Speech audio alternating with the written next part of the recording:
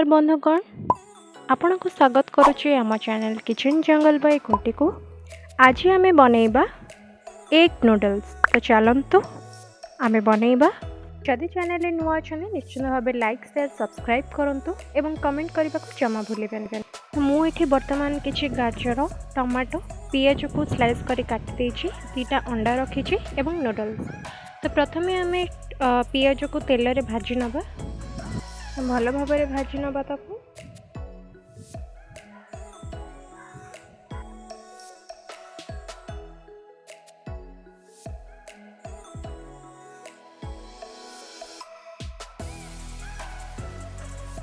तो एबे पियाजटी ब्राउन हो गलानी। तो एबे आमे गाजर को पकेबा एवं सेथिरे किछि टमाटो भल भाव ताकू घांटी नबा। एवं मु वर्तमान स्वाद अनुसार लुण पकईछि, हलदी एवं गोलमरीच गुंड भल से घांटी दबा। ताकू भल भाव घांटी दबा सेटा जेपर्यंत सॉफ्ट न हो जाइछि। एबे हमें अंडा को ताकू भांगी के पकेबा भुजी करबा पई। मुझे दीटा अंडा व्यवहार करिछि, आपण जति चाहिए व्यवहार करि परिबे। ताकू भल से आमे भुजी पई बनै दबा, जेमिति तळे न लागिबो से अनुसार आमे घांटी दबा। एथिरे मु धनिया गुंड एवं आपण एवं किछि जीरा गुंड मध्य पकई पारिबे। भल भाव ताकू घांटी नबा। देखंतु हमर प्रस्तुत हो जाइछि एग भुजी। सेथिरे मु किछि धनिया पत्र पकई के घांटी देली।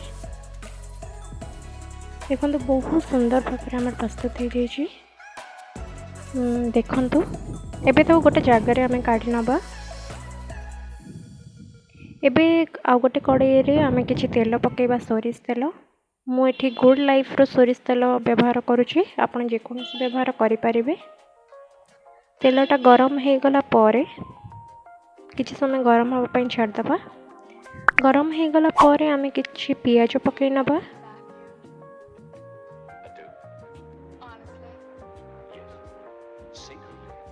देखंतु तो घांटी नबा भल से एवं ब्राउन हैला पर्यंत ताकू घांटीबा। तापरे मो सेई गाजर नहीं कि पकईछि एवं ता सहित टमाटो भल भाव मिक्स करे नबा। सॉफ्ट हैला जाय आमे घांटीबा। सेम प्रोसेस जेमती आमे भुजी बनैला टाइम करथिले, पूरा सेम प्रोसेस।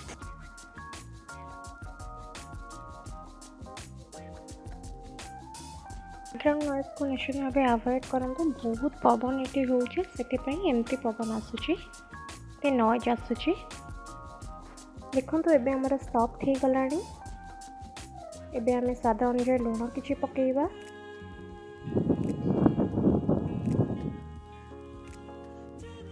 हळदी हळदी हाफ चम्मच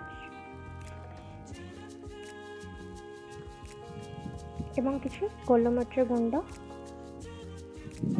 एवं धनिया गुंड हो आपणकर जीरा गुंड हो पकई पारिबे। लंका गुंड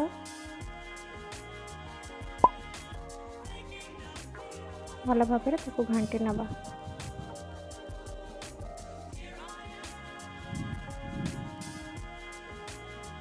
भल भाव मिक्स हो जाइछि एवं एबे ताकू सॉफ्ट हेबा पई टिके छाडी दबा। देखो सॉफ्ट हो गलानी। एबे आमे नूडल्स रे थिबा मसला को आमे पकेइबा।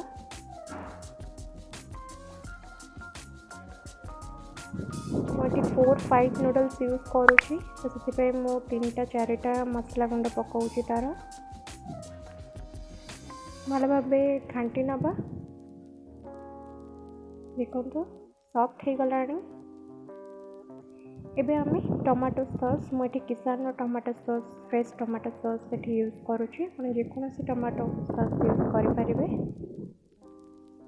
भलसे मिक्स कर घाटी नवा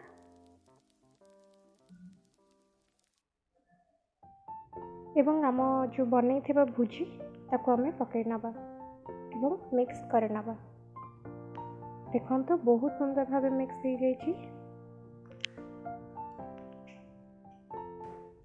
एबे आमे हाफ ग्लास पानी दे दबा एवं ताको भल भाव घाटी नवा एवं आमे दी तीन टा अपन जेते अपन चाहिए से नूडल्स पकई पारे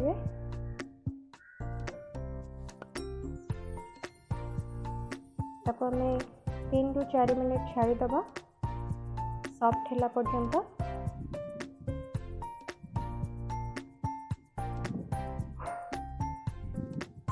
मझे मझे घाटी दौथबा देखो आमर धीरे धीरे पानी फुटेला सॉफ्ट है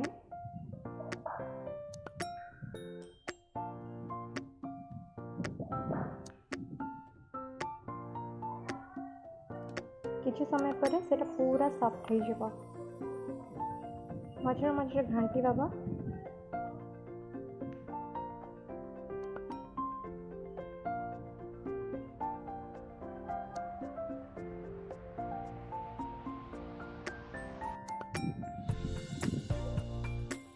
आपन जदि पुणी थे कौच आप चैनल नुआ अच्छा निश्चित भाव सब्सक्राइब करूँ लाइक करने को जमा भूलु और कमेंट करूँ। एबे आमे धनिया पत्र आमे जहाँ भी काटी पकई दबा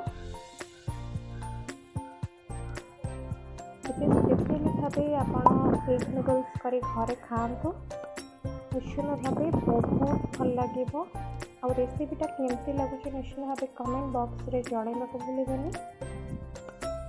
देखो आमर नूडल्स बनीगला आमे एबे गोटे प्लेट रे सर्व कर नबा बहुत सुंदर भाव बनी जाइए खाइबे निश्चित भाव बहुत टेस्टी होइछि। चैनल न्यू थिले निश्चित भाव लाइक